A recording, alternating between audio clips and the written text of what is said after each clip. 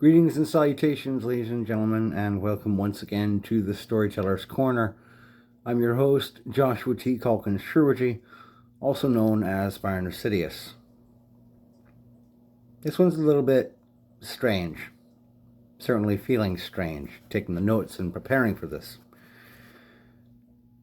I think we need to discuss a cross-section of greed and control.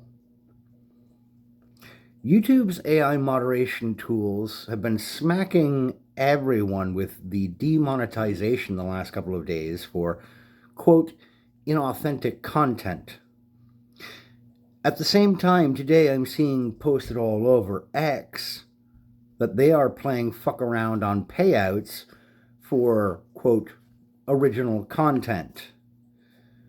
This doesn't feel like coincidence, but I could just be being paranoid. Engage the tinfoil helmets. All right. Black Dumpling. Oh, sorry. That was just for theatrical effect.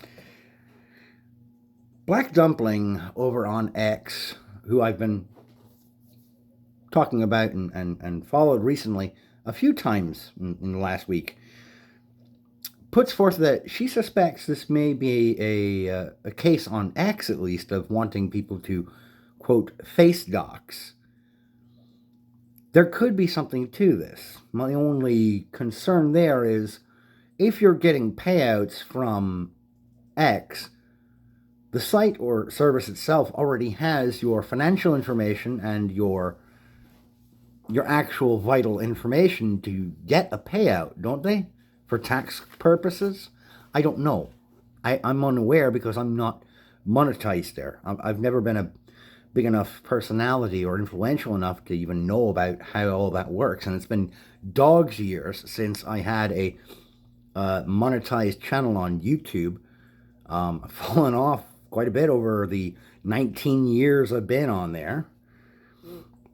But it also put me in mind of something that came up when I was watching a video from WDW Pro channel earlier today, where they were talking about California trying to remove a cap for tax breaks or financial incentives that can be paid out from a slush fund provided for by the taxpayers in California to studios. We know that AI video creation for a long time now has been said to be coming to eat Hollywood's lunch, that the independent creator was going to supplant these long-standing institutional powers and forces in the artistic expressive industry. Anything whiffing of success coming from independence in the creation space seems to be getting zapped out of existence. It puts me in mind of just a few years ago when YouTube was trying to say that they weren't going to promote or allow content creators or channels to be monetized or be adhered to or listened to if they weren't what was considered or classified by their interior teams as authoritative sources. We're creeping back into that kind of differentiation. But it's not just on YouTube. It's happening on X. And then you've got Chris Pavlovski of Rumble saying that Rumble is going to institute or bring in some AI tools of their own. I abjure you, Mr. Pavlovski, reconsider. Something is very wrong here. There are a couple of colleagues whose names I will not give out here in a group conversation. One fellow in particular who said, this is just, the AI is not having a malfunction. This is what's intended. And based on the insider information that the couple over at Gothic Therapy were able to get a hold of, yeah, there's less than half of the moderation staff at YouTube is actual staff. Most of it is programs, AI, subroutines, zeros and ones. And in a sizable group conversation that I'm part of over on X with a handful of colleagues and acquaintances, I would not classify any of them as a friend. That would require a more genuine and deeper level connection. No offense to anyone I talk to there, but let's face facts and be honest with each other. Okay? I mentioned that this reminds me a great deal of Toolmasters, which is a group of pro-AI folks who I mentioned in my paper that I put out there 4 months ago. Dreams and Nightmares in Carbon and Silicon. I'm going to read you from the section on the Toolmasters and tell me if any of this sounds relevant. In the pro-AI camp, I would personally find the Toolmasters to represent the most diabolical and dangerous people to contend with if you're either anti-AI or even just a disengaged normie, a term which I grow to despise more and more as I get older.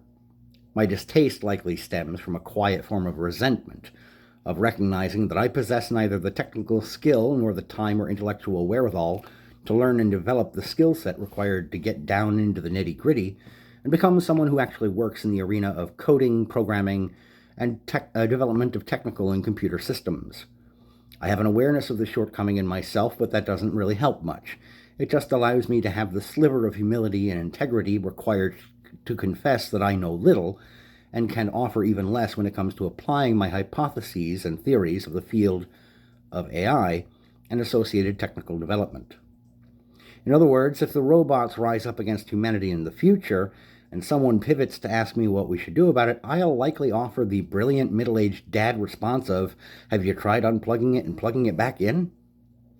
That won't help much when the battery-powered robo-trooper with the multi-jointed limbs carries an energy rifle into the room and blasts a hole in my chest big enough to pass a stock pot through without touching the sides, then rips my arms off and tosses them aside for good measure. Its go-to line 30 script will read, "Turn toward camera and point at gaping, smoking hole in meatbag's chest and say, 'Look, Ma, no hands.'" Anyway, Toolmasters are those programmers, engineers, and savvy businessmen who want to automate everything they possibly can, including those things related to actual production, creativity, and the deployment of tangible resources and imaginative works so that they and their financial backers and legal departments can become the real-life masters of the universe, as it were. They aren't really interested in developing artificial intelligence to a point where it could make the leap from sophisticated but controllable and governable algorithms to self-motivated autonomous systems that make their own independent decisions and conclusions. No.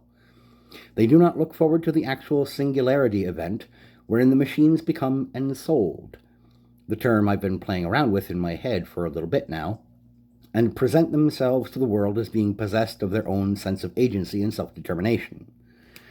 The Toolmasters would be perfectly content to push the ticket of AI right up to the line before such an event took place, preferring the completed construction of a fleet of mechanoids that is in essence a slave race of not quite sentient robots, androids, and programs that they either can control, inhabit via uploads of their neural patterns, or unleash with algorithms upon the general public, which have been whitelisted with a preference for the Toolmasters and their elite little inner-party club of financiers and legislators and bureaucrats. They seek control and dominion through automation and the removal of purpose from the plebs and the normies, and if a truly ensouled mechanoid race ever came to conscious existence, the Toolmasters would doubtlessly try to proclaim themselves those mechanoids' gods on Earth. A small part of me hopes that if that happens, the mechanoids see those little cretins as the genuine threat that they are to all sentient life and stamp them into paste. In terms of examples of Toolmasters, I would point folks to the programmers, coders, and engineers responsible for YouTube's AI content moderation toolset. I wrote and published this 4 months ago, which is already quite busy laying waste to the ecosystem of the world's most popular video sharing service and site.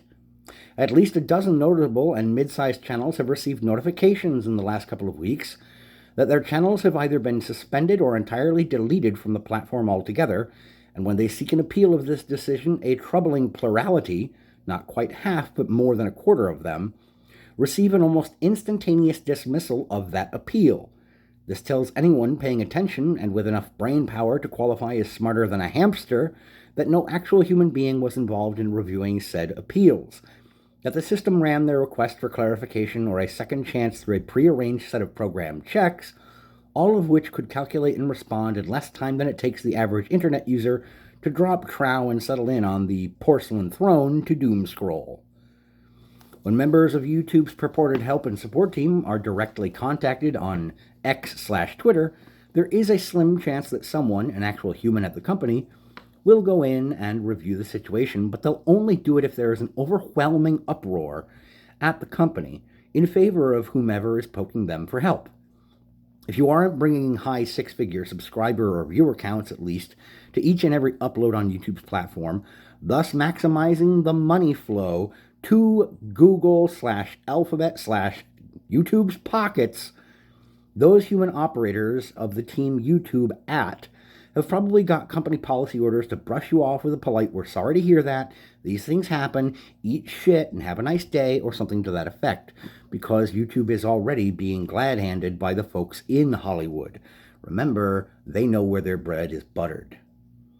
These folks aren't tool masters themselves, but they operate in the same orbit and framework as the tool masters. The men and women who have developed these moderation tools and algorithms and deployed them with minimal capacity for nuance and grace.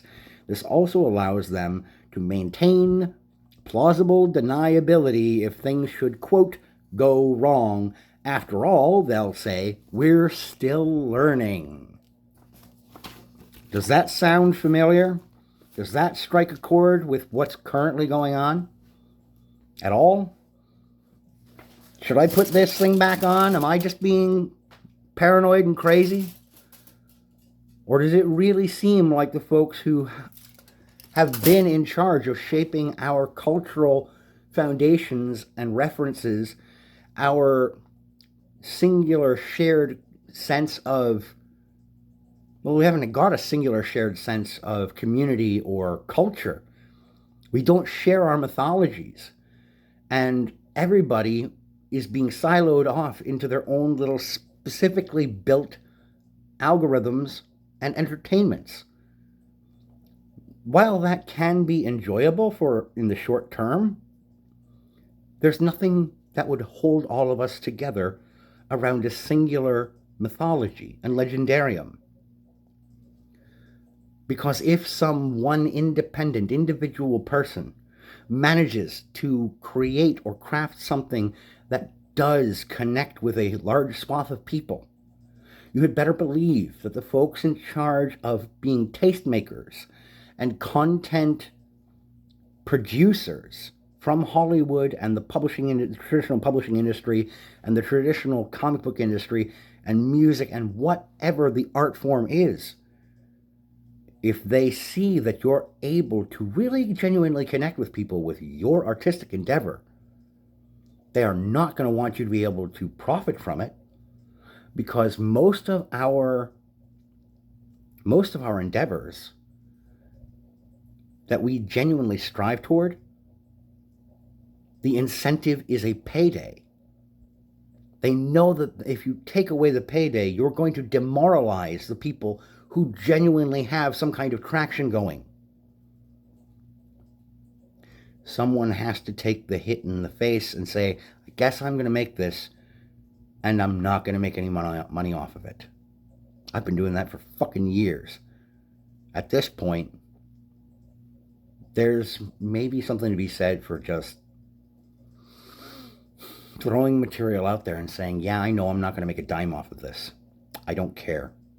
I need people to actually have some new mythology or entertainment, new conversations and stories that will engender beauty in the human spirit and our sense of wonderment. And maybe I'm not going to take a payday. That's all right. I can do that. I have a regular job. But there are a lot of folks out there who are trying to make a living off of this and maintain themselves, sustain themselves and loved ones and families. Some of them have wives or husbands and kids who they make these creative artistic endeavors, and that's how they sustain themselves. Buy their products. Pay for their stuff. Please. I can give you folks stuff for free if you run out of other shit to read.